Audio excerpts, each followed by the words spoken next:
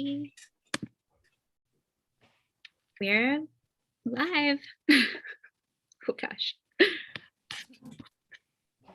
sure that set. Wonderful. Okay, so we're connected to YouTube. Woohoo! And I'll go ahead and do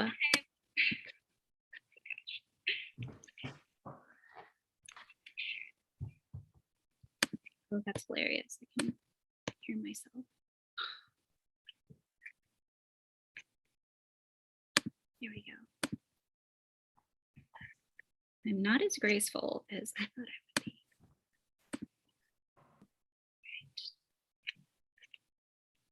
You know, we got to give folks time to trickle into the room, to get their drinks, you know. We got time. Awesome.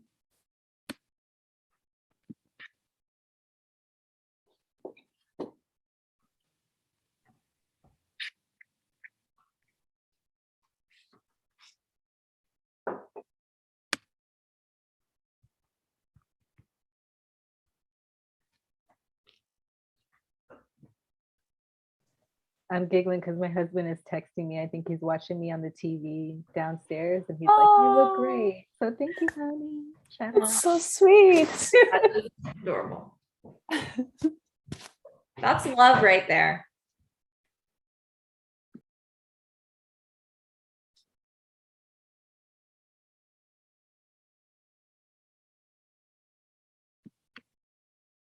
Sequoia, as people trickle in, do you want to tell people about the paintings behind you? Yeah.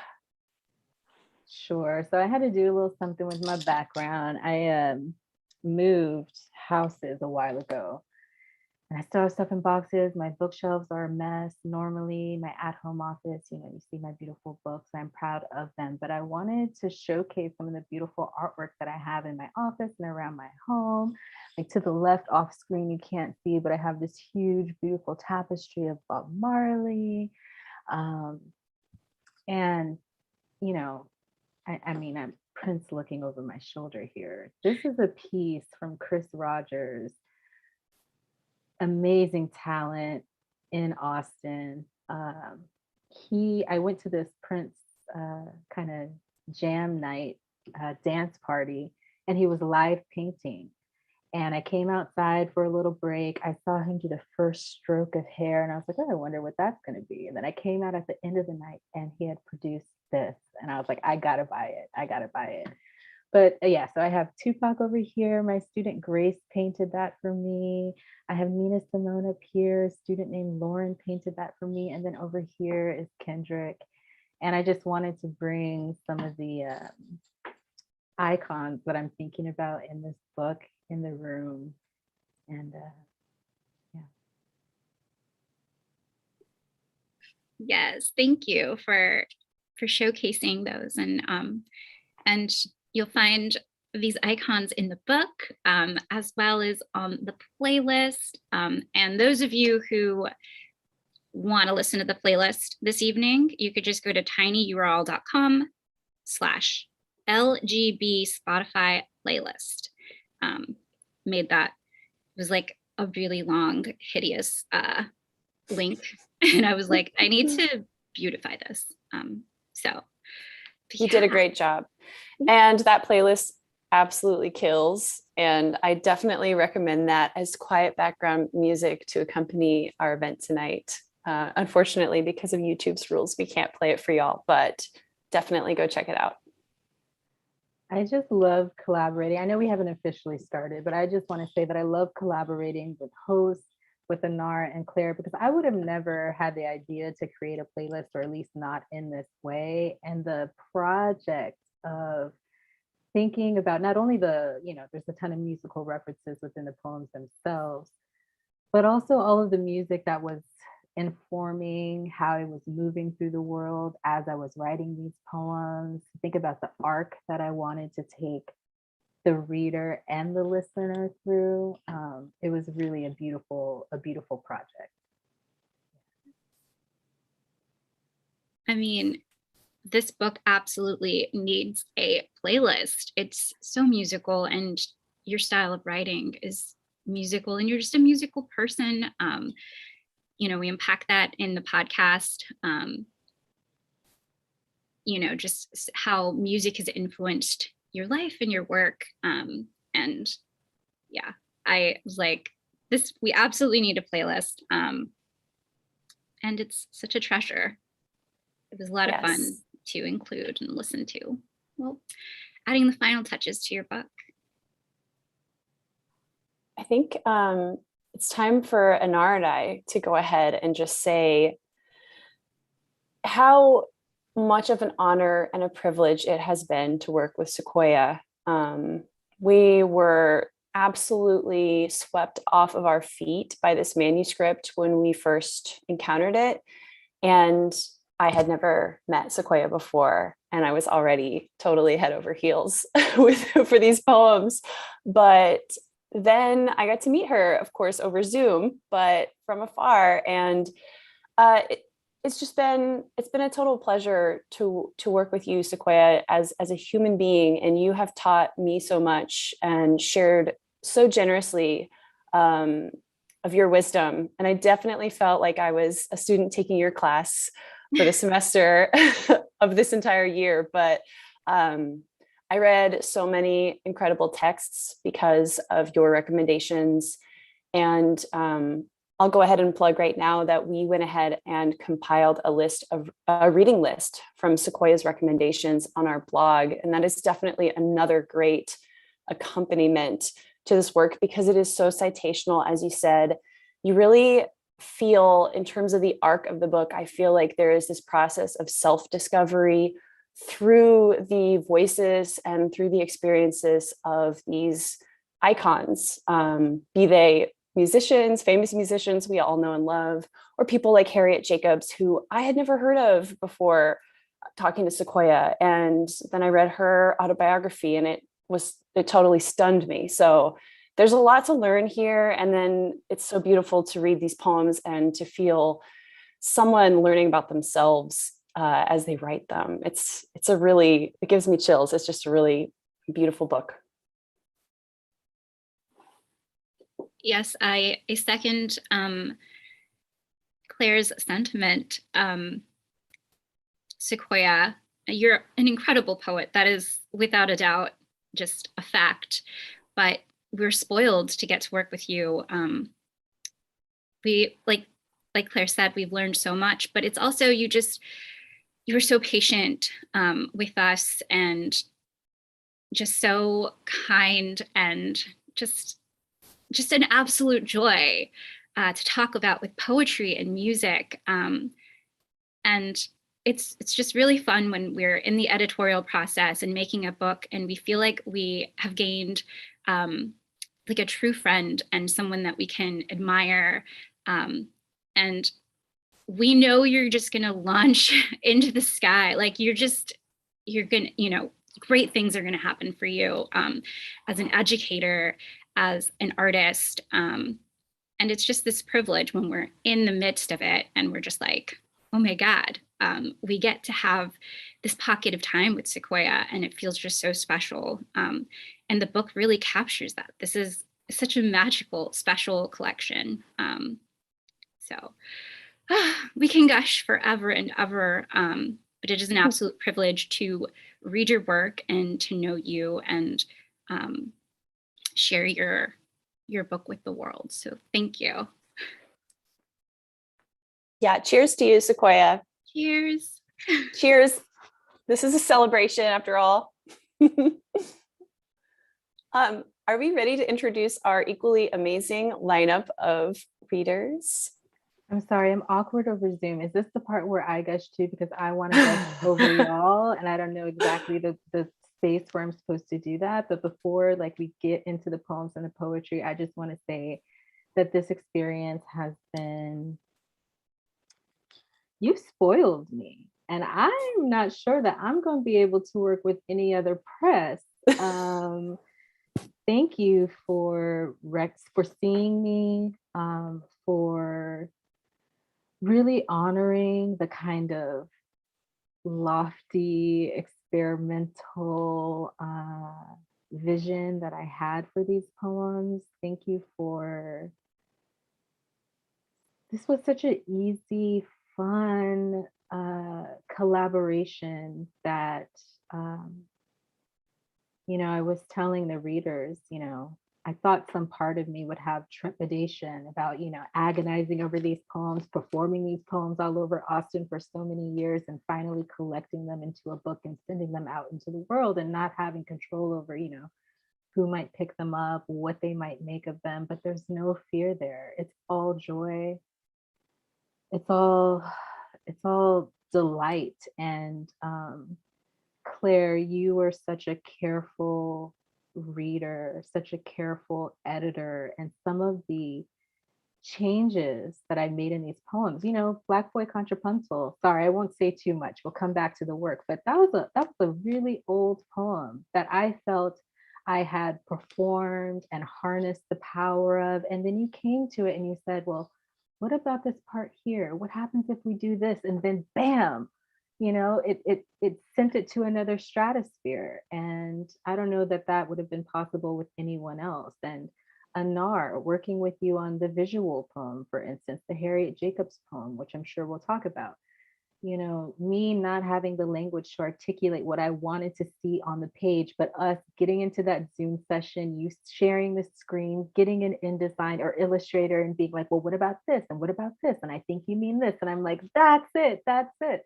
That kind of, the collaboration has been phenomenal. And I just, for anyone who's in the audience, anyone who might view this, if you are a poet of color, if you are a woman poet in Texas looking to publish a chapbook, you need to submit to their chapbook prize for host publications. You need to do it. Okay, I'll stop now. Yes, I love it. Thank you, Sequoia. Thank you. All right, Claire, should we introduce our readers for this evening? Absolutely.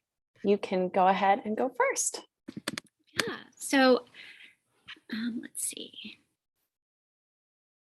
Should I just go ahead and pin everyone now? Why not? Okay. Thank you, YouTube, for being patient with me. Let's see.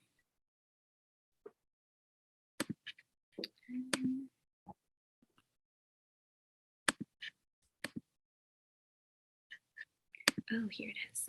Okay, I'm getting it together.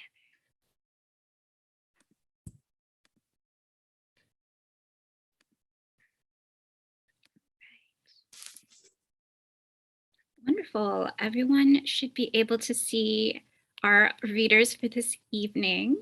And I will go ahead and introduce everyone, or tag team with Claire here. Caitlyn Kelly is a poet and educator originally from Lexington, Kentucky. She holds an MFA from the University of Texas at Austin, where she served as managing editor of the Bat City Review. Kate's poetry and prose can be found in Electric Lit, Narrative, Porterhouse Review, and elsewhere. Kate currently teaches high school English in rural Texas. Yay, and it is my pleasure to introduce Monica Teresa Ortiz. Monica was born and raised in the Texas Panhandle and is the author of Muted Blood and a gorgeous little chapbook titled Autobiography of a Semi-Romantic Anarchist. Monica is also a 2021-2022 Press on Media Freedom Ways journalist in residence. Follow Monica on Twitter at El Gallo Salvaje or on Substack at Writing with the Poet.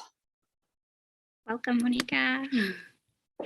And next up, I'm so honored to introduce Amanda Johnston, who wrote the introduction to Little Girl Blue.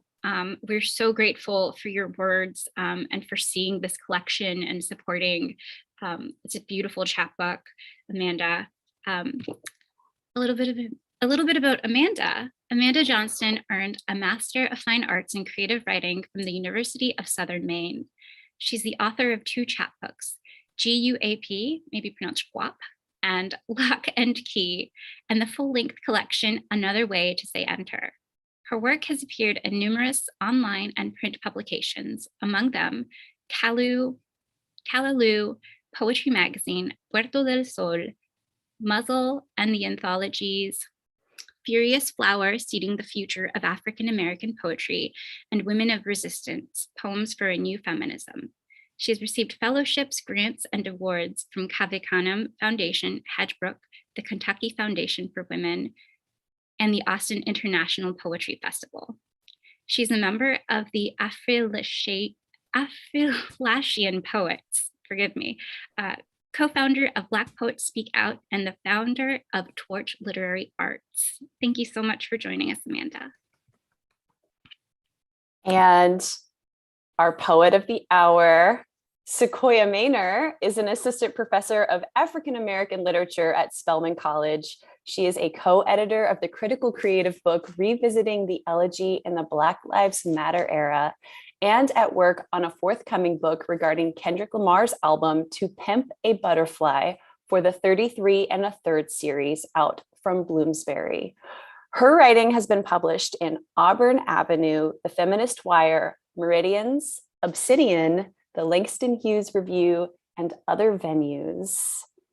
Hooray! Welcome, everybody. Is this where we unmute? Woo! Yes, This unmute introduction yourselves. Got me hyped. Because these poets are so much more than their intros, you know, their bios, but you also see how much work they do. The people that I chose to gather around me tonight are people who are about work in the field, who are about poetry that reaches people, who are out in the streets doing the work in all the ways that they do the work. Like, I love Kate for her, you know, her academic mind, her research mind. She is invested in recovering women poets who have been relegated to the sidelines and archives, right? She also works with rural high schoolers and is teaching, you know, in this anti-critical race theory, you know, in Texas, doing phenomenal work. Monica is one of the most, okay, well, I'm like, how do I even describe these people? Monica, she's, okay, first of all, she's one of the most well-read, widely read, most expansive thinking, critically sharp thinkers I have ever encountered. She has the kindest soul, and her poetry will rock you. Her poetry will rock you.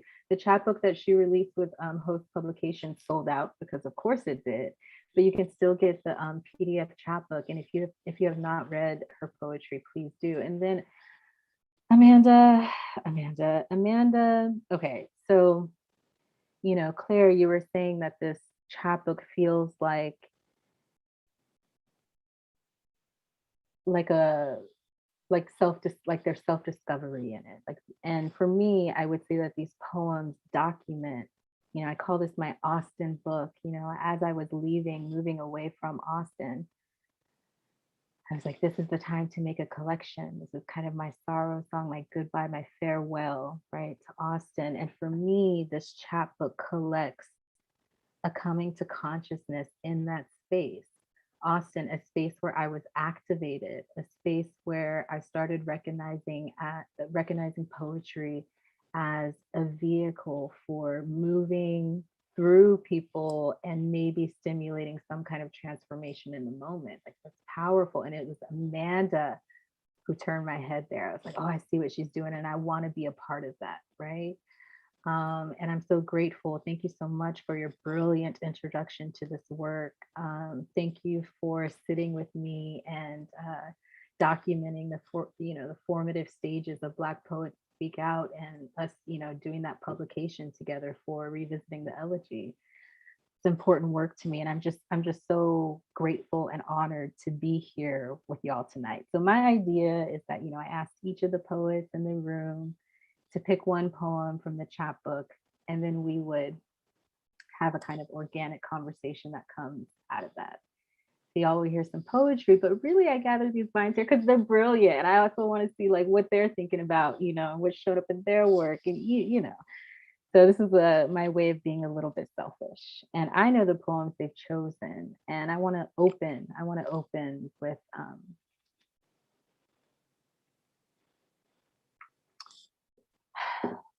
this is a celebration, but we're going to open with upon reading the autopsy of Sandra Bland. This is an elegy that I wrote for Sandra Bland while living in Austin, Texas. Think about Sandra often. We were the same age. She had just moved from Chicago back to Texas, pulled over for some BS, right? Failure to signal. And what circulated was, you know, that footage that we all remember. And I was thinking, you know, really haunted, thinking about, you know, how do we get beyond the spectacle of that kind of violence to really talk about some of the core issues that her case brings up. And I also have to say, I wrote this poem in response to, you know, Kenneth Goldsmith performing the autopsy of Mike Brown to a Brown University audience. And it was a disgusting, it wasn't even poetry. He read the autopsy report from top to bottom and tried to call that poetry. And I was like, no. That's not the work of elegy. That's not the work of poets in this world. What does it look like to actually read an autopsy report and write an elegy that moves beyond that violence? So this is upon reading the autopsy of Sandra Bland. It's on page 2 in the book. The words of the medical examiner read, "The neck is remarkable for a ligature furrow, and you are unwoven by the combination of these two words, ligature and furrow, because furrow describes a groove or rut in the ground or in the surface of something, like tender skin. A furrow is a depression dug out for seeding. How odd, the furrowing set next to ligature, which derives from the Latin ligare, meaning to tie or bind. The word ligature is tough and flexible, like the larynx. It holds the state of being bound or stiffened, like the body in solitary confinement, like the body in rigor mortis and solitary confinement. It moves beyond the act of binding to capture the thing that performs the act of binding, like a cord or a similar something, like a plastic bag. But the ligature is also thread used in surgery to close a vessel or remove a tumor. And you think about how the body is a vessel and how she had no tumors, how the trachea is an instrument moving currents of air into and out of lungs, how in music, a ligature is both the group of notes played as a phrase and the curved line that indicates such a phrase. How remarkable is the spine that is line and curve and holding up all you have ever loved, a single harmonic texture. And you are reminded of how language folds into itself, because the word ligature indicates suspension of intellectual or physical powers, leaves no room for miscarriage or epilepsy or prayer. Correspondingly, the ligature refers to a character that combines multiple letters like the A, E, and vertebrae, and so many common words once contained space enough for small couplings. Words like economy and hemorrhage and tragedy and fetus and federal. And you wonder if Sandra knew that bound up in her furrowing was a history of how easily the body rends.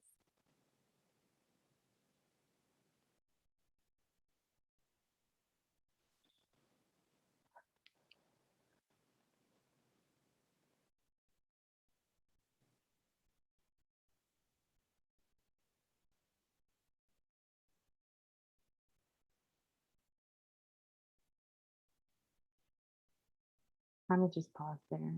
I don't know how to transition to conversation, but I think all of the poets in this room have heard me perform this poem again and again, because I read it anytime I'm called to read poetry. And actually, when I made the decision to publish this chapbook, it was in the wake of Breonna Taylor and George Floyd. And I was bothered by some of the narrative that was coming out. So especially with students and young folks and them talking about, it's a great thing to come to a kind of consciousness about the viciousness and the brutality of our policing system in this country. But I'm like, no.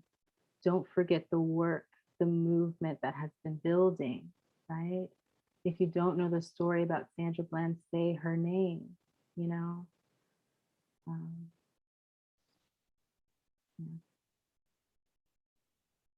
Any questions, observations for me?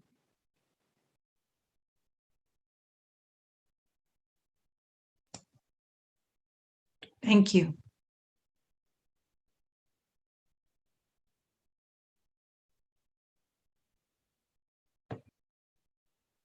My mom texted me about this poem, and my mom is, she was a physician for 40 years, and now she's retired, and she's training to be a chaplain at Cedar Sinai in Los Angeles. I'm so proud of her.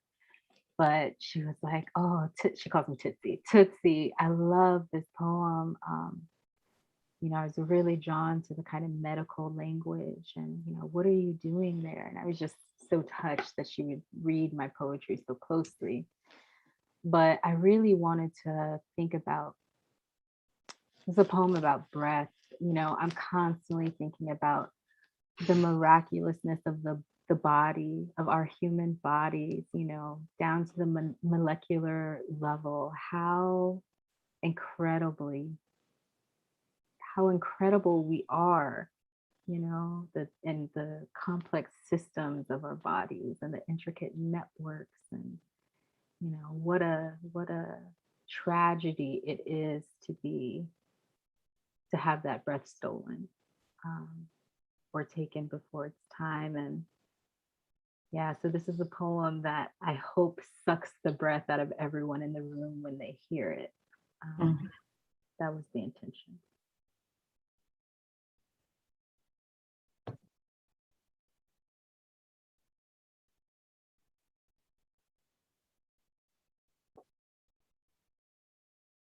Should I turn and ask you for your choices now?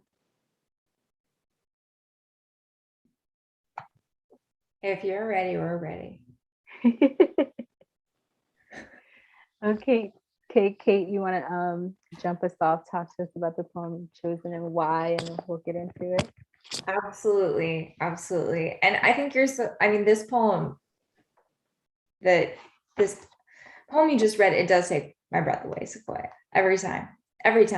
And for those of you who are joining us who maybe heard this poem for the first time, or maybe you heard this poem previously, you knew back in Austin or wherever you've performed it in the past, I think it is so important that you center this in your work. And it's part of why I learn so much from you every time. It's not so much that it's one singular thing, it's the plurality of what you're creating. And I think that is part of what I see in every poem in this book. So Sequoia gave us this task to pick one poem in the book, as if that's like an easy thing to do. And I told you earlier, when Anar gave me a sneak peek, she let me sneak. And these were like all the poems I picked, by the way. But when I got the sneak peek and I got to flip through the poem, visually, I was very drawn to this poem found on page 23. So you can read along if you have a copy already. The poem is called The Loophole of Retreat. And I had never heard you read this poem before. I've never experienced this poem before, and visually it's its own experience, but like auditorily hearing you read is its own experience. And so I am very excited right now. Should I like show it? I mean, do you want people to look at it? Anar and Claire, is it possible to pull up the visual of this poem? Great question. Yeah, it's interesting because I actually don't know how to read this poem. I've tried it a couple of times and it's a little bit different every time. And And it's because it looks like this. It's a house, it's an edifice, and it has all of these words on and within and rising out of it. And yeah, I can oh my gosh, I can try to share it. and I'm wondering, Kate, after you saw this visual poem and you said, okay, the Loophole of Retreat, crazy, how do I read this? Did you go to the notes? I did. I went to the notes. I read it first and then I went to the notes. And this is where it was so interesting. You and I were talking earlier about like, okay, you kind of knew I was going to pick this poem, it seems. And I was drawn to it for these visual kind of concrete, like image oriented concepts that I think are very important to how we understand like this lineage of visual poetry. But then as I'm reading the notes, you're anchoring it in this text. This is a found poem. This is coming straight from Incidents in the Life of a Slave Girl by Harriet Jacobs, which is from 1861. And so we are really, when we talk about going back, talk about like education, educating your students, yourself, we are going back to the origins of some of this work. And in the poem itself, like before you read it, like visually, what I see here is like an educational practice too, of like, you're giving us choices and options and spaces to enter, which also makes me think of Amanda's book, Another Way to Say Enter, and how we are able to enter poems, how we are invited, and how we are then experiencing text throughout. So maybe I'll say that before you read. Oh, this is so incredible. I feel like there are a few things that you have to know about this poem. Thank you so much for saying this, Kate. I'm sure like we'll have more to say. But I was teaching Incidents in the Life of a Slave Girl at Southwestern University for a class called Black Women Writers at Work. And that class was brilliant. Like we would come in the class so excited to be in conversation with another, full of just, feminist oriented, curious students. And they had just brilliant things to say about Harriet Jacobs that made me read her narrative, and I've read her narrative again and again and again. It's a book that I teach often, if not every semester. And, Harriet Jacobs, as you say, published in 1861, she's living as an enslaved woman in North Carolina, and she secures her freedom in the most unexpected of ways, right? She outwits her master, this lecherous man named James Norcom, who was a powerful physician and also a politician. And, around the time that she starts to blossom and come into her womanhood, around 15, he starts making passes at her. He makes it very clear that this space that she's gonna, that she's gonna have to, give up her moral purity, and succumb to his will. And he makes that very clear. And she has choices to make. She has 2 children. She's also tethered to her grandmother, who has a kind of independence in North Carolina. And here I go being a teacher again, right? But all this to say, she is miraculous in not only securing her freedom by hiding out in a garret space in an attic, this little enclosed space for 7 years. She secures the freedom of her children. She makes her way north. The after story, after Incidents in the Life of a Slave Girl, Harriet Jacobs goes on to have an incredible life, right? She opens a school. She's an educator with her daughter. And I think about how not only her act of fugitivity, this kind of covert fugitivity, right? Where she's escaping, but also right beneath her master's nose in some sense. Like it's incredible. But also her dedication to testifying, to writing it. You know, there was a moment where she goes to Harriet Beecher Stowe, author of Uncle Tom's Cabin, and she's like, I have this story to tell. I need to tell my story. Would you mind writing this for me? You know, can you transcribe my story? And Harriet Beecher Stowe didn't want to touch it. And Harriet Jacobs eventually comes around to understand that she has the voice and the skills and the talent to write her story herself. And it's one of the most incredible, moving things that you'll ever read, right? So I forgot what I was saying, but this poem is inspired by Harriet Jacobs. And on the front, the walls of the house on either side of the chimney, this is the note that Dr. James Norcom wrote to capture Harriet Jacobs. $100 reward will be given for the apprehension and delivery of my servant girl, Harriet.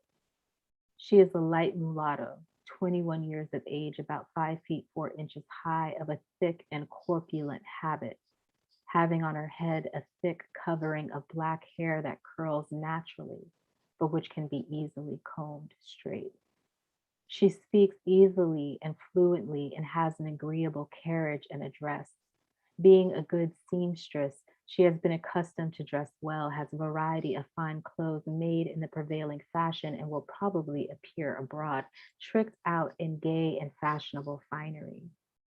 As this girl absconded from the plantation of my son without any known cause or provocation, it is probable she designs to transport herself to the north. The above reward, with all reasonable charges, will be given for apprehending her or securing her in any prison or jail with the U.S. states. All persons are hereby forewarned against harboring or entertaining her or being in any way instrumental in her escape, under the most rigorous penalties of law. And there's so much within that letter that stands out to me.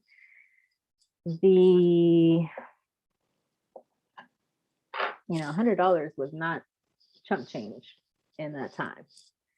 I think about the ways in which he knows her body and her hair and the texture. He knows her well. He's been studying her for some time. Notice that it's not dead or alive, right? He wants her alive. He wants her whole, returned. I mean, there's so much to say here. And then, this loophole of retreat, you see coming out on the right-hand side of the page. That's where Harriet Jacobs absconded with her own body. And, she talks about this cramped space, this little triangle, the sliver of space where she barely had room to move. It was musty, in the winters it was freezing, in the summers it was unbearably hot. She had to carve chinks, these holes in the roof to get some breathing room. And that's that little chink that you see at the top of the roof. And beneath it are her words from the narrative, from throughout the narrative. It's interesting because my copy of Incidents, I had to recently get a new one, but the copy that I was working with, I had taught it so many times and read it so many times that it's yellow highlighter, orange, green, underlined, stars, dog-eared, and my copy's a mess and it was falling apart. And basically all those highlighted passages I pulled out and reformed. And this is the poem that came through. This is Harriet Jacobs. Beloved, I was dreaming of freedom again, dreaming of the beginning and end of everything, dreaming of the water of life and pure, unadulterated freedom. Light, fleecy clouds floating over a dark, troubled sea. Compelled by a mother's instincts and the razor held to my throat.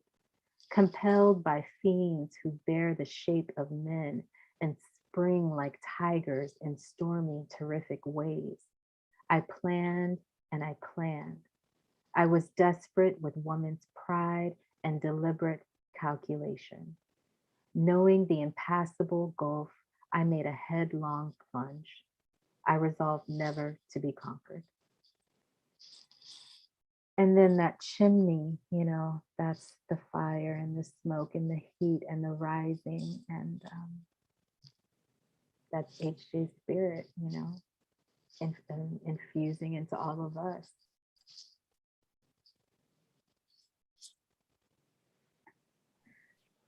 Whew. So tell me about the process for finding this language, right? Because I think found poetry, there's such a wonderful and rich tradition of curation as part of like the poet being a vessel and taking on the language to then place it within a shape of the poem or in situ, which may be in the way that it was found. And as you're talking about like these highlighters and these dog-eared pages, tell me about how you're excavating that.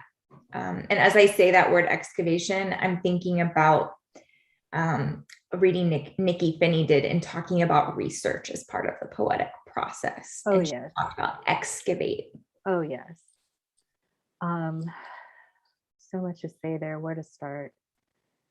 It's interesting because there are a couple of poems in this book that feel like, for me, communion with spirit. And during this time in my life, I felt really close. I mean, I call her HJ. She's my buddy. I've given her a nickname. I refer to her as HJ. I think about her all the time. I talk to her in my head. She was just sitting with me. And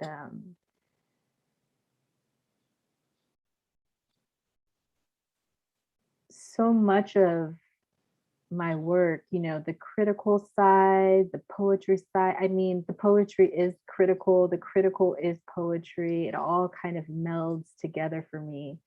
But so often the container of like academic scholarly work, journal article, book, there's something that bleeds over, something that I can't get to, something that I can't articulate. And I find that poetry becomes the medium for me to explore that. The stuff that is excessive usually reforms itself into poetry for me. And it's a way for me to think through problems, think through theory. So this image poem for me is actually a visualization of Black feminist theory of fugitivity, if that makes sense. It's kind of the visual representation of the praxis. And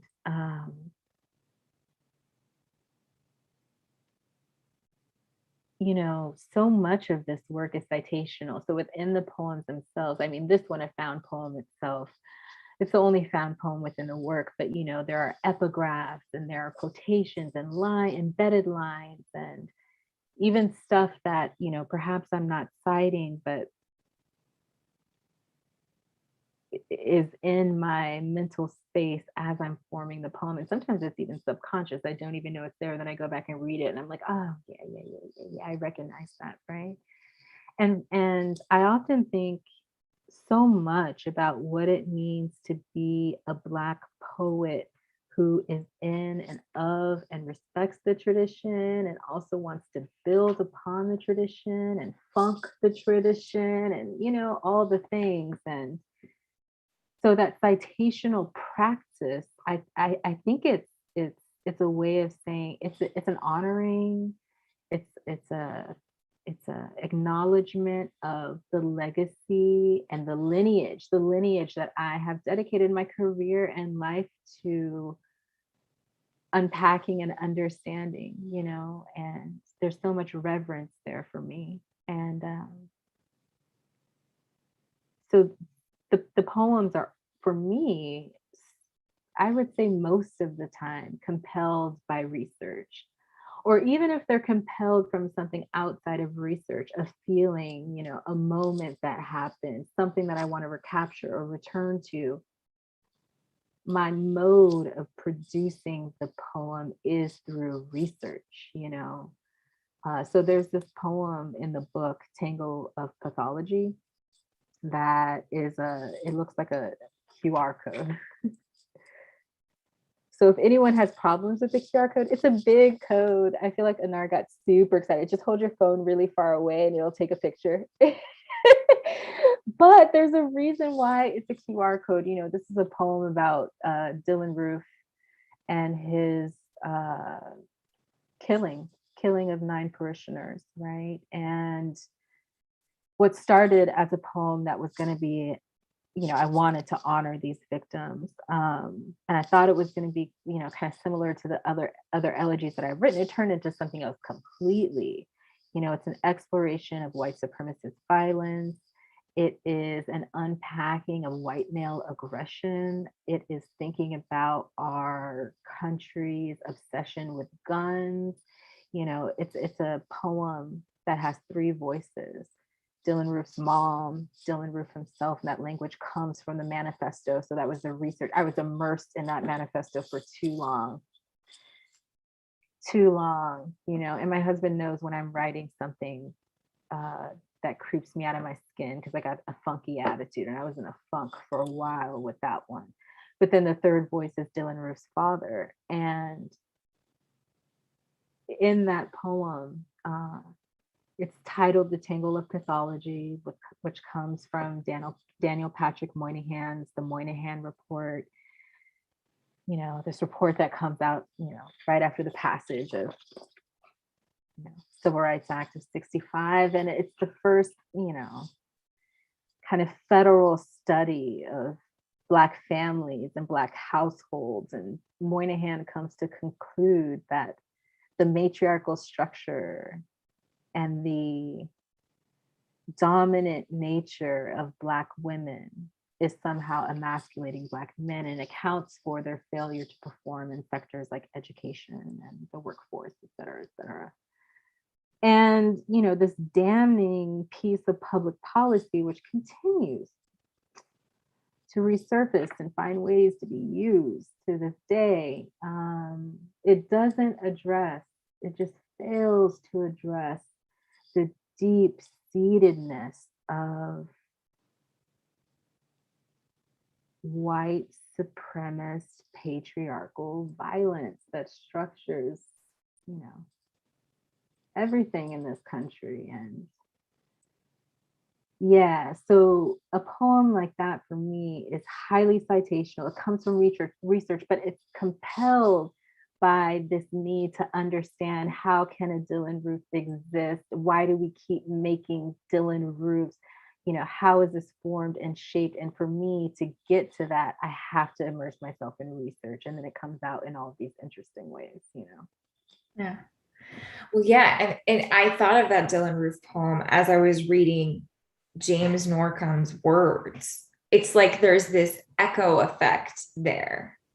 And what I find so, like, I mentioned earlier, like the plurality of what you were able to do. I think Amanda mentioned this too, either before or after we started, the plurality of you, Sequoia, and the fact that you can hold the scholarly mind, you can hold the poetic mind, you can hold this deeply empathetic mind, and you do that work across all of yourselves. And it seems to move across time. It seems to move across so many different types of people that their energy, we're talking about frequencies, like the energy that is a hard energy to engage with. Like, yes, the energy of, you know, talking with HP, or HJ, sorry. HJ is so different than doing the energy of the other voices that are a part of that. But you understand the necessary elements of all of these stories coming together. And it's like, this is actually like, I wrote down the visualization of the practice. It's the visualization of the practice. There's the visualization of everything we live through as well, right? The fact that all of these voices are to the fore in our current moment, as they have been in the past, in the past, in the past, in the past. And there's a population of voices in this text. So y'all, for folks in the audience, it opens with epigraphs. You know, I'll read the epigraphs because I adore them. The first one is from Christina Sharp's canonical text, in the wake. She says, how do we memorialize an event that is still ongoing? And then the second epigraph is from Ralph Ellison's Invisible Man. He writes, I felt as though I'd been watching a bad comedy, only it was real and I was living it. And it was the only historically meaningful life that I could live. And I will just say there are, well, I'll say a couple of things about those quotes, right? Like Christina Sharp, this is an elegiac text.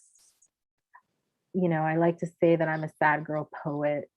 My mom teases me because she was like, oh yeah, you've been writing your poetry your whole life. And I used to get scared, you know, when I would read and open some of those poems, because I didn't know what you were going through, but I know that you needed to go through it on the page. So I just let you do you, right? So I've always been a kind of sad girl poet, you know, pessimist, and I'm always, you know, my projects center around grief and mourning and how we live through this prolonged, you know, state of mourning, exacerbated by the kind of brutal things that humans do to one another.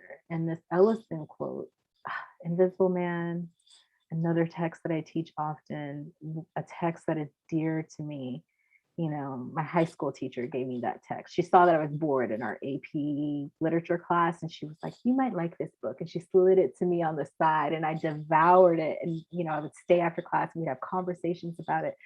But it's this brilliant text, you know, written in 1952 that remains relevant. You know, this nameless protagonist who goes through all these kind of humiliating, alienating experiences as he tries to find his ways in the world, tries to find where he belongs. And, you know, there's this moment, this quote occurs when he sees brother Todd Clifton, you know, this Black man who's a comrade, communist comrade with him. He's shot down by police in the book. And the narrator spirals at that moment. And he delivers this beautiful elegy. Oh my God, y'all, turn to that elegy. It's like free force through the book. Beautiful elegy.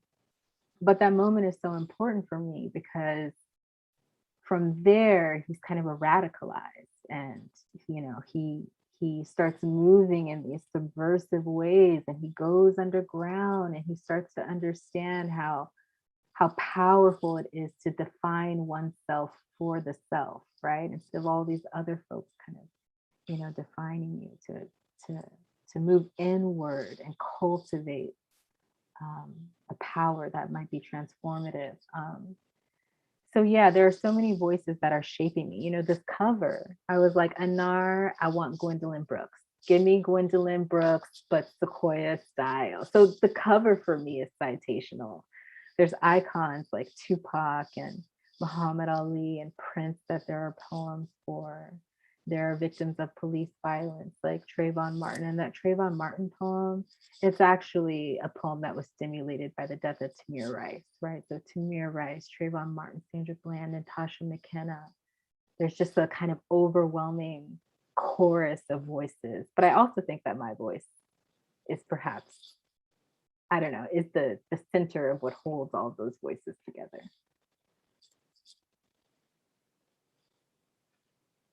Should we go to the next poem?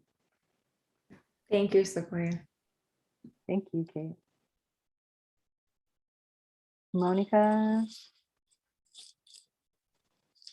That was so amazing. I love to hear you talk about your work. And I feel really lucky to just be here, listening and enjoying this and celebrating you. And, you know, the work that I know you put into this book. So yeah, cheers. Cheers.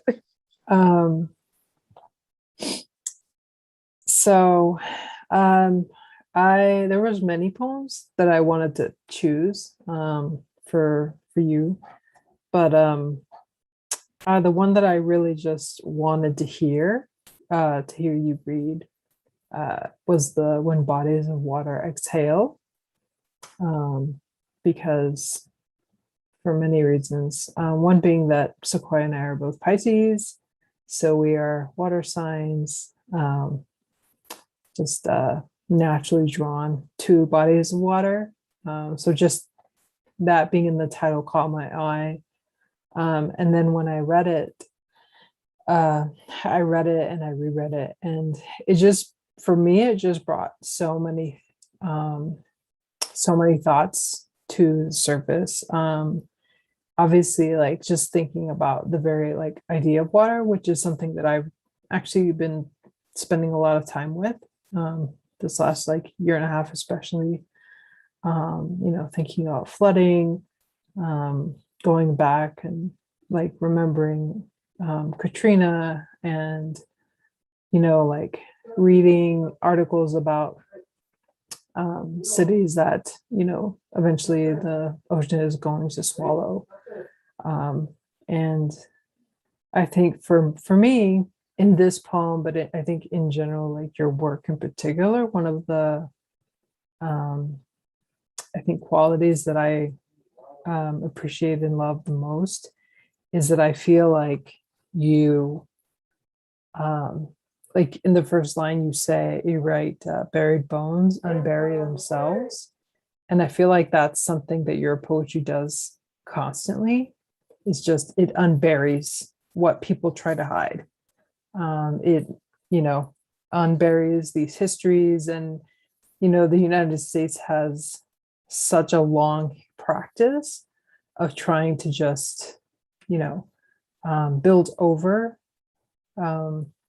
the dead, build over their violence, build over their crimes. When I read this poem, like obviously thinking about water, I was thinking about Lake Lanier in Georgia, specifically because the Corps used water to flood, it was Oscarville, and it was a cemetery. They literally flooded and built over a cemetery.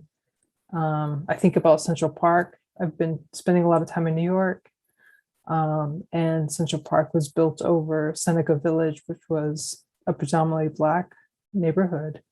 So I think for me, this poem, and I mean your work in general, but this poem in particular kind of, I guess, like makes me think about all of those different parts of this legacy. Thank you, Monica. This is When Bodies of Water Exhale, and it opens with a quote from Toni Morrison, her seminal essay, The Site of Memory, where she says, all water has perfect memory and is forever trying to get back to where it was. When bodies of water exhale, buried bones unbury themselves, sublimate calcium and phosphorus. Oceans shift, currents whisper betrayal. When floods drown bodies under caked mud and dead, dried things, afterbirth a sorrow, a basin of grief. When flood conflates accident and execution, migration and exile, we call this middle passage. When flood overspills the edge of desire, the body leaks wonder, damp brow, damp thighs, receded waters, a love beneath. When flood seeds soil, gardens sag heavy with harvest. Heavy with harvest, gardens sag. When flood seeds soil, a love beneath receded waters. The body leaks wonder, damp brow, damp thighs. When flood overspills the edge of desire, we call this middle passage, exile and migration. When flood conflates execution and accident, a basin of grief, afterbirth a sorrow under caked mud and dead, dried things. When floods drown bodies, currents whisper betrayal, oceans shift, sublimate phosphorus and calcium, buried bones unbury themselves.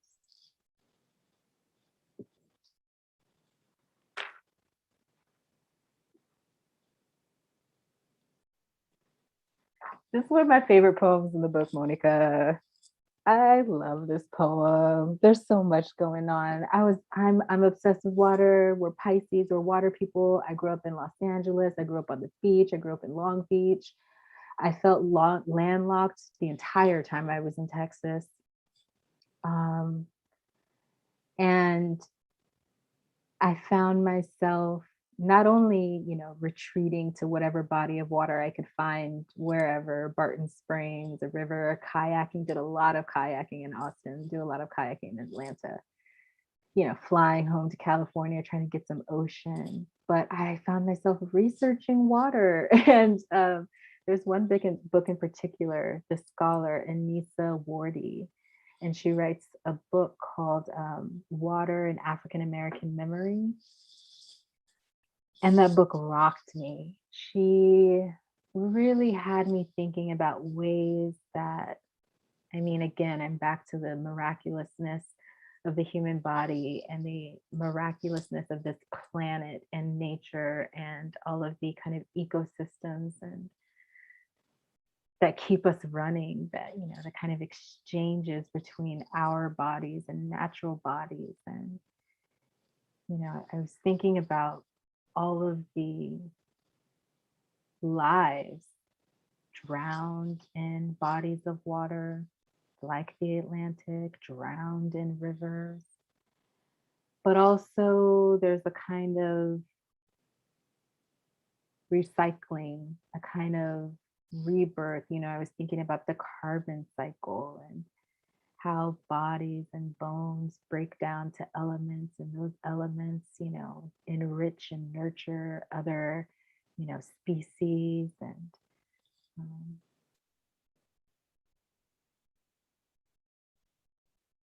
Yeah. and it's interesting that you brought up Katrina, because this is a Katrina poem. I was thinking about flood. I was thinking about the anniversary of Katrina, how we remember that pivotal event.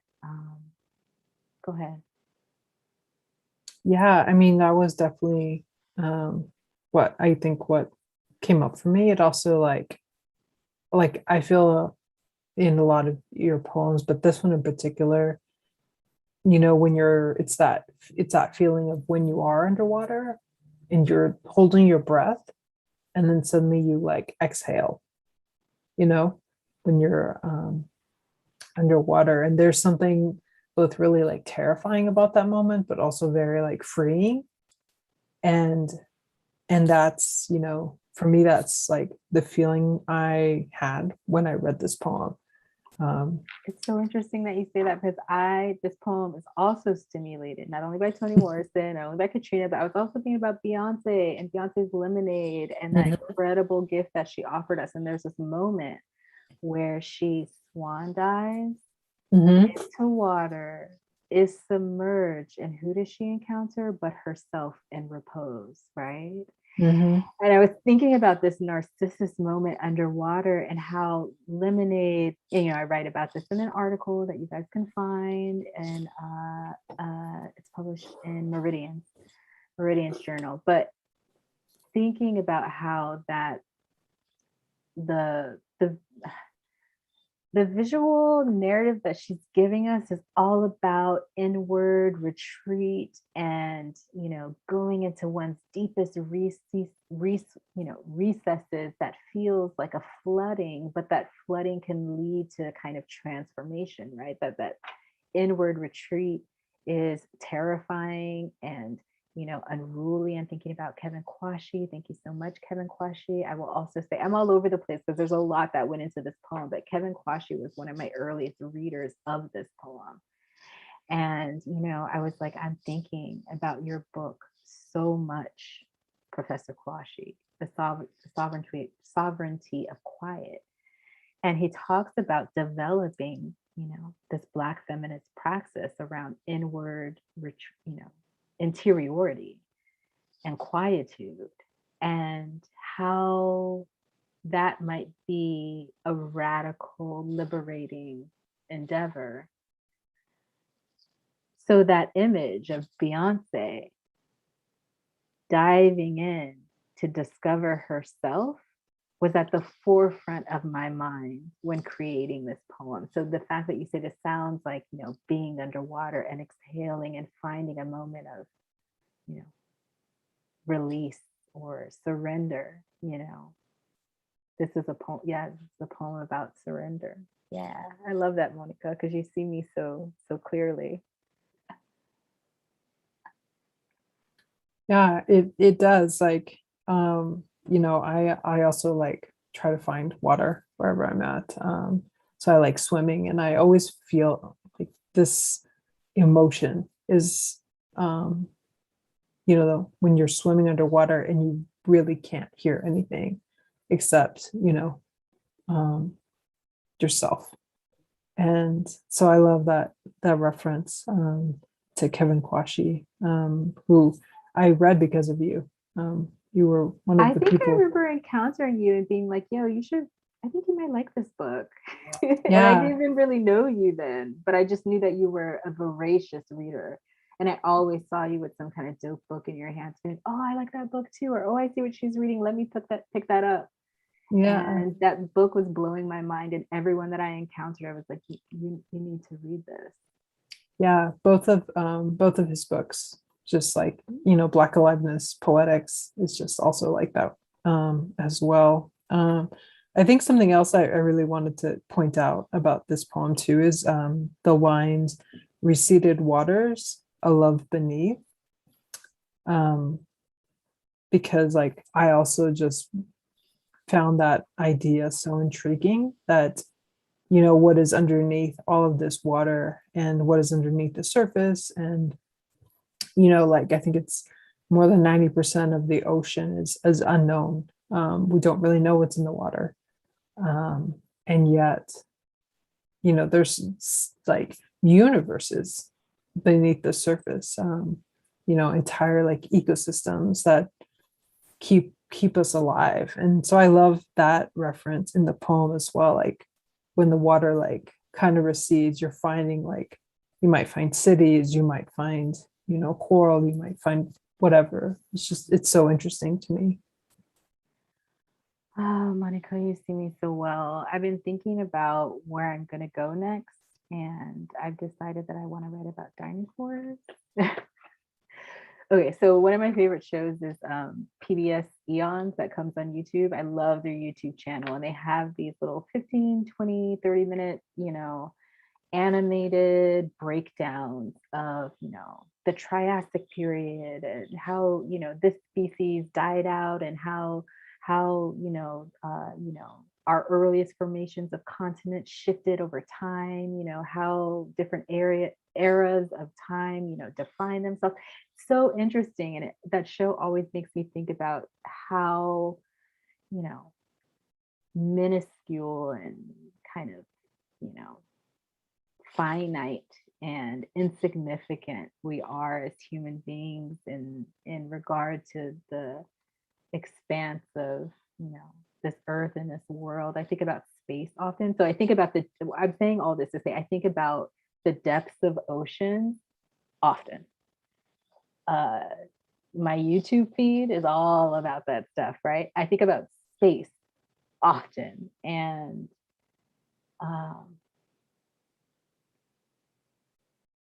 yeah, it's just something that fascinates me, and I think urges me to exist fully now for the short time that I have, and to not take that for granted. And to know that, you know, there's so much more that will exist beyond my ego or, you know, anyone's ego. And I don't know, to learn as much about that as possible while I'm here seems like a worthy endeavor.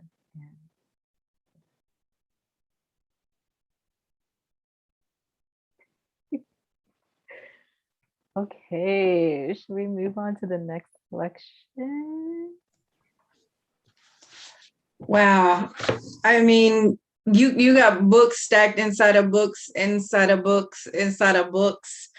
There's a whole library in this chapbook, Sequoia. That is an amazing gift to share. Yes, yes. Dr. Maynard did not come to play. This book is incredible and a resource. But first and foremost, the poems themselves individually, the care and the craft and talent that you were able to create these poems with is phenomenal. I'm so honored to be here to celebrate you. And it was a gift to write the intro for this chapbook. Thank you for asking me and giving me the opportunity to say yes. But now we're going to talk about one amazing poem from this chapbook, How I Came to Remember My Name. And I would love for you to read that poem, and then we'll talk about why I asked you to read that poem. Okay? Perfect. Oh, this poem almost didn't make it in. We'll talk about that afterwards. Is there anything you need to know about this poem? I don't think so. How I Came to Remember My Name. If desire is held in the body, is slippery and of flesh, is memory and murk, then second sight begets second chances. If desire is dream and sensation, then relinquish the body and call me by my name. If desire refuses suppression, is always already regret, then lick salt from the corners of my mouth and spit copper into the night. If desire demands pleasure, pluck 1,000 strings, soak in a bath of chamomile and lavender, touch me on my inside parts. If desire is possession and dispossession, then bite your tongue and bury it. If desire activates the body, pert nipples and taut clit, then shimmer, vibrate, smell, and hum. If desire makes object of subject, then I have forgotten my name. Sequoia, of water and root, of burl and bark, I house life, I nest families. Oh wow, that poem got me. It's been a long time since I read that poem. Yes, ma'am. You talk a little bit. Let me catch my breath. So this poem is doing what Black women have always done, and it's working. This collection is working hard. This collection is working hard to remember, to educate, to lift up, to open up, to tear down, to call out. It's doing that work that we see Black women do time and time and time again. But this poem is the work you're doing for yourself. This poem reminds us Black women are not just part of these bodies being slain, these bodies being thrown away, these bodies being discarded, these bodies being protested for and then forgotten before the sun's gone down. These bodies have a name. And I love that you took that moment to claim yourself in this name. And the metaphor there, the in between the majestic tree, the sequoia, and you, this majestic woman, right? Embodying life, embodying shelter for others. I nest families. I house life. It is giving life and breath to yourself. You have to save yourself first. And we are worthy of that. It's a reminder of that. We are worthy of that. And all of this other work that we're doing that goes unrecognized, that goes unappreciated, that, you know, if it does take off, someone else is getting credit for it. You know, I think of all of the Black women that I have worked with in organizing and preparing and going and risking your lives, risking our lives to show up because an injustice has happened yet again. A murder has happened yet again.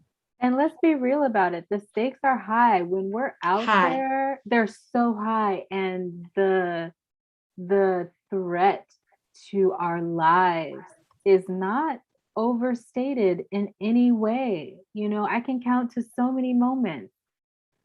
Mm-hmm. You know, I'm thinking of this night. We're organized outside of the courthouse. It was a cold night. So there were few of us there, but we, you know, the few of us that were there, we were dedicated. We were taking care of each other. We gave each other jackets and hot cocoa. We're getting cars to honk. And then this F-250, the biggest truck you ever seen in your life, does the slow crawl towards us. I see the window come down and I said, okay, this is the moment I'm going to lose my life, right? And I'm here. I'm just going to stand up, right? I fully expected some kind of automatic weapon to come out and spray. And this man just stared us down real hard, didn't say anything. And luckily he kept on going. But it's those moments, you know, and that's one moment out of many, many, many, many moments that we talk about being out there where your very life is at risk. And it's not an easy task to talk about these things, to teach these things. And it's one of the reasons why I respect you so much, Amanda. Your workshops, the work that you do in communities, the folks that you gather together, it's a template. It's a template that I use in my life, you know? So this poem gets to be the reserve. What is the life then? Our life is valuable and has meaning. What is the life? It is desire. It is touch. It is visceral. It is joy. It is full of life, and it has a name. When we say her name, it's not just for those we've lost. Say the names of the people who are here. Sequoia. Say Sequoia. Say your own name. Fight for your own name. Worship and adore and anoint yourself in this life. We're not here to be the mule. We're not here to do only the work. We are not here to only fight and die. So I love this beautiful offering that takes time to, I can feel the love, and I can feel the sensuality. I can feel this full-bodied, warm-blooded woman, right? I can feel that from the page. And it's important that we keep that for ourselves. We keep that in ourselves. And you sharing this poem in this chapbook is a gift and a moment for all of us to, you know, going from hard poem, necessary work, to have these moments of, you know, breath, I wouldn't say respite. It's not away from it, but it's this and in doing that, we're able to remember too, Sandra Bland had a body and desire and I'm officially full tears now. Yep. And a life. It's not the moment that we lost her, it's the life, the full embodiment of that. When we say her name, that's what we're saying. That's what we're saying. Remember that woman, that life. Beautiful, absolutely beautiful. I said sexy, yes, sexy, talent, yes. all of that, all of that, right? And that's something too, as Black women, we are so often over-sexualized, but then not allowed to be in our sexuality fully. That somehow we have to hold up the world in an invisible vessel. No.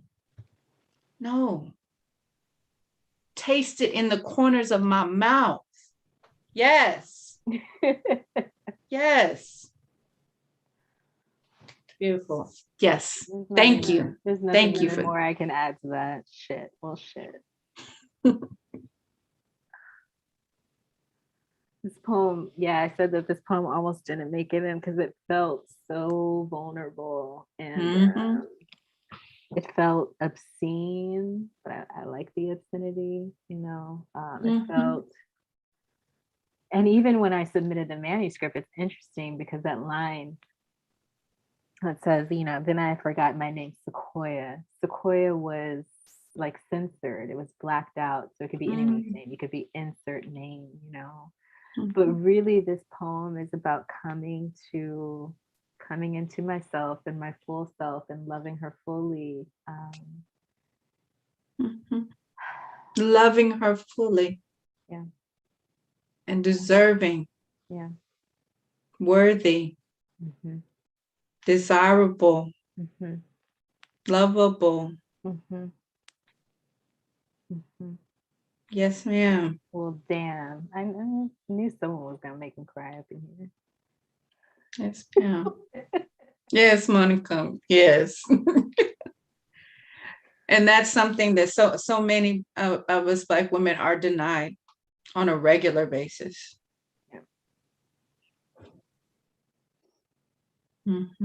Which is why it's so necessary to have that in this collection as well. I'm glad it made it into the book. And you know, I get asked this question a lot, you know, isn't it exhausting? Isn't it cumbersome to return again and again, you know, specifically thinking about the elegy? And on the one hand, it is. I mean, we are living in a time of, you know, the world is dying. We are killing, these corporations are killing the world. Species that once existed, you know, poof, gone. We have a greater wealth gap than ever before. There are more displaced persons searching for a place to call home that have ever existed in the, you know, expanse of human history ever, right? And on top of that, we're Black women in the United States. And yeah, all that's tiring and exhausting and, you know, infuriating. But I have to say, reading these poems, teaching the work, writing the work, doing the workshops, working in prisons, running literacy programs, I do it because every time I come out of those things, I feel even more dedicated, more committed. Yeah, it's a difficult thing to write the poem, but it's also, you know, my talent. It's my unique gift that I can give, and it's all that I got, you know. And if it moves, if it circulates, you know, one person thinks about a line later, if it creates a spark of energy, if it moves in some way, then, you know, it's worth it. And I'm finding it, I don't know, maybe it'll change next week or next month, but I'm finding it less exhausting. I mean, there's an energy, there's a labor that you have to expel every single time. It's difficult to talk about Sandra. When I talk about her, I see her face, I think of the videos, I think of Sandy Speaks, I think about being in Texas organizing at that time. Yeah, it brings up a lot, right? But I don't know. It also inspires. I don't know. The word you do what I do. I put a trauma tax on it. So you want me to come and share this work that I've been doing that's been eating parts of my bone away? There's a trauma tax on it. It costs. It does, because my therapist wants their money too. And I can't do this without all of those things together. So in that way, though, you know, this poem embodies that too, right? How are we caring for ourselves by at least acknowledging ourselves wholly, right? So you start there. So that's one of the things I've been sharing in doing this work is again, it's one thing to see and to bring light to the tragedies that are happening in a very direct way. You know, we have audiences who take in these poems, read these poems, and that does one work. And hearing you talk about them, that does another bit of work. But it's still, if you haven't experienced that, like you said, the truck coming up and you know they're not looking at other people, they're looking at you. They're looking at the people where you are. You know, I know that feeling. You being there was there. And that is traumatic. That is domestic terrorism. And that's where these poems are coming from. They're not falling out of the sky. It's not coming from my imagination alone. You know, these are very, very real events that are threats to our lives. So talking about mental health and talking about how we care for ourselves and Black women doing this work, put a trauma tax on it. It helps me sleep better at night. Helps me be able to keep doing this work. And you should be well taken care of and compensated and supported, just like your peers, just like I think of Claudia Rankin and her whole conversation that led to Citizen, right? With a peer telling her that she didn't understand race in America. Wow, the audacity, right? So no, this poem for me is just a reminder that in all of that, there's still the self. Never forget you and how important you are, and enough. If you never wrote another poem again, we know that's not happening though, because it's in you. Once it's in you, you've discovered that's in you. You can't quiet that voice. Not a talent like this. But if you never wrote another poem again, you're enough. If you never taught another class again, you're enough. And I really wanted to emphasize the ways that pleasure can be stimulated and grasped in many ways. It's sensual, it's sexual, but it's also not necessary to have a partner. You can have a partner. You can decide if it can be rough or sweet, like all of those things are possibilities within the poem. And the last, the closing couplet of the poem for me is always a difficult one. I house life, I nest families, because I'm thinking about the ways, I got endometriosis, I got these fibroids, kids are probably not in the future for me without some kind of surgery. And that's never been a kind of source of tragedy in my life. I'm adopted, I'm a product of foster care as an adoption. I assume that if I ever do want to have children, I will, foster and or adopt. And yet there's a pleasure that comes in birthing poems that Yes. I want to have in my life for a lifetime. And that is enough for me. You know what I mean? I nest families, I house life, I nest families holds so much. It's beyond that one reality for some of having children. It's the many way. I see it as the many ways that you create and hold family, and first starting with yourself. You're enough, and every branch off of you is just additional joy. Ooh, y'all see in the audience why I gathered these poets around me. You see me. Thank you.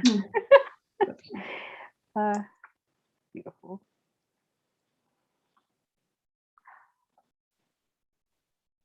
So organizers, how are we on time? We're doing just great, Sequoia, and I would love to hear you read another poem if you feel available for that. Sure. You want me to close out with a poem? Yeah, I think that's a great idea. Let me read actually one of the title poems. Let me read the opening poem. This is Little Girl Blue, a prelude, and then I think I'll close with the Prince poem because he's over our shoulders tonight. So this is this Little Girl Blue is a series throughout the book. And for me, Little Girl Blue was this she's me. I think Little Girl Blue is me, but she's also, I've been thinking about what it means to come to consciousness as a young Black girl in this country and trying to discover oneself with so many competing images and narratives about who you are. Like, how do you actually come to this place of self-definition and feeling good about yourself in a country that will make you feel not so good about yourself in so many ways. So there are a series of poems about that kind of discovery. And this is the first one, Little Girl Blue, a prelude. Little Girl Blue, you blewed your horn of mourning and warning into whirlwind and pollen squalls. You asked, where we gonna get clean? The lake or the stream? In the break or the dream? Or somewhere, someplace in between? Little Girl Blue, you traded your horn for a cry, but when you hailed into the gales, only a small, faint sigh, and two white doves cooing, my, oh my. Hey, Blue Girl, Girl Blue, what you gonna do? It's coming. I was just writing these little nursery rhymes. These are probably the latest poems, the Little Girl Blue poems that came out in the pandemic. What we gonna do? It's coming, it's here. Neo-Confederacy here, fascism here, dying planet here. What we gonna do? Okay, let me stop. Let me see, and I'll just close with the Prince poem. Oh, y'all, it took me a long time to write anything addressing the loss of Prince. This man and his music meant so much to me, taught me so much. Prince is the one that taught me about pleasure and desire and the body as a sacred vessel and the sovereignty of sexiness, if that makes sense. And he taught me about funk and about, polysemous rhythms and patterning, about experimentation and what it means to be an avant-garde and speak truth to power. And I just learned so much about Prince, and his loss was monumental for me and remains monumental. And I had the chance, to see Prince actually the summer before I moved to Austin. And I was like, I'm going to grad school. I had been accepted. I had just started this new romance with a boo thing who is now my husband of 12 years.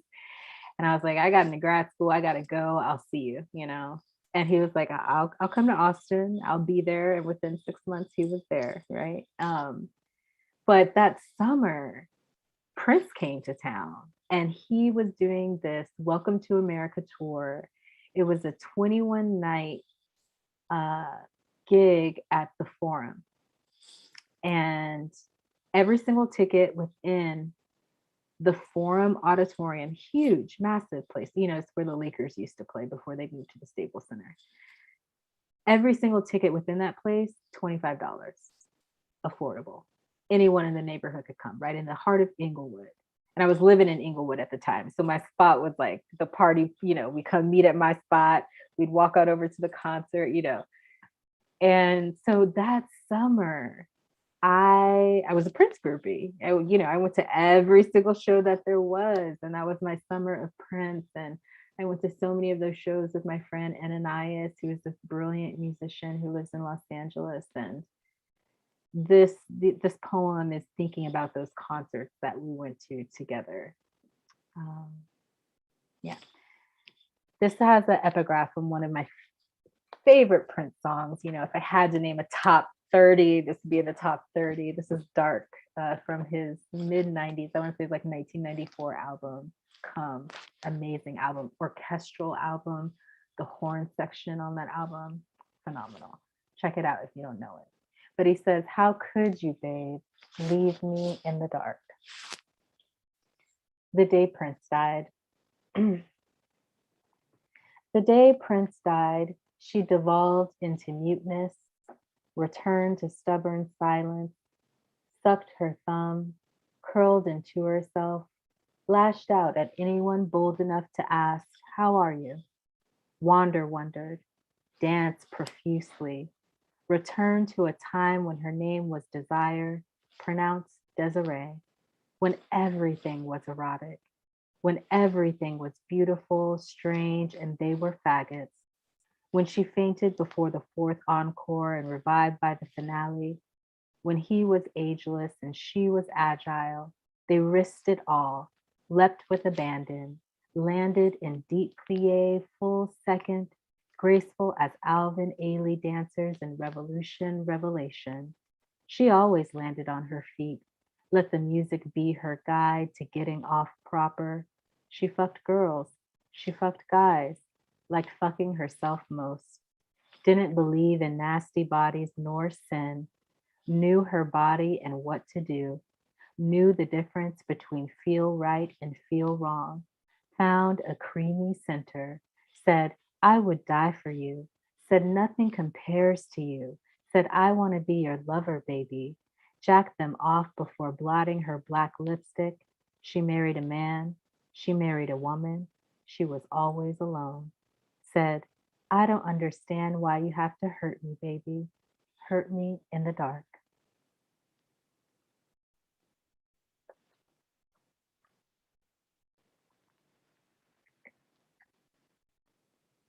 Thank you, thank you, thank you. Oh, this has been such a perfect event. I mean, y'all just had such a beautiful conversation. And thank you so much for gathering here and doing this beautiful thing with us. And thank you so much, Sequoia, for sharing your work with us and letting us share it with the world. It's been a blast. I wish we could be in person, but I know, all the folks out there in the YouTube world, I love you so much. Thank you for supporting me. These poems would not be possible without you. Your girl's out here and she's unstoppable. So this is just the beginning of more to come. So thank you all. I love you. Thank you. This has been an amazing night. We love you. Yes.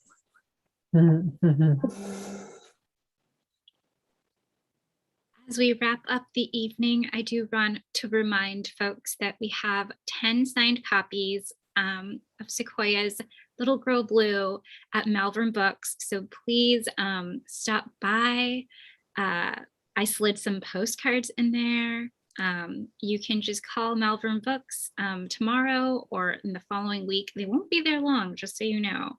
And get your very own copy. Look at this beautiful book full of incredible words, incredible poetry. And yeah, you can find the incredible playlist if you want to keep the party going. Obviously on the product page at hostpublications.com. And or you can just type in tinyurl.com/LGB Spotify playlist, all one word. And you can keep the party going at home. And yeah, listen to the podcast In Conversation with Sequoia Maner, wherever you listen to your podcasts. The podcast is called The Host Dispatch. Yeah. And check out the reading list on our blog. Some of the books that Sequoia talked about, pretty much all of them, including Beyonce's Lemonade, are on that reading list. So it is a treasure trove. And yeah, check it out. All right. Do you want to add anything, Sequoia, before we go off air? No, just thank y'all. Go buy my book. You should know that this is a small press, that this is a short run. And when the books are out, the books are out. So if you're saying, oh, I'm going to get my copy in a couple of months, no, you just need to go get your book now, because I can't guarantee you it'll be there when you want it. So please just go support me, go support Host Publications, and thank you so much. Thanks, everybody. We love you.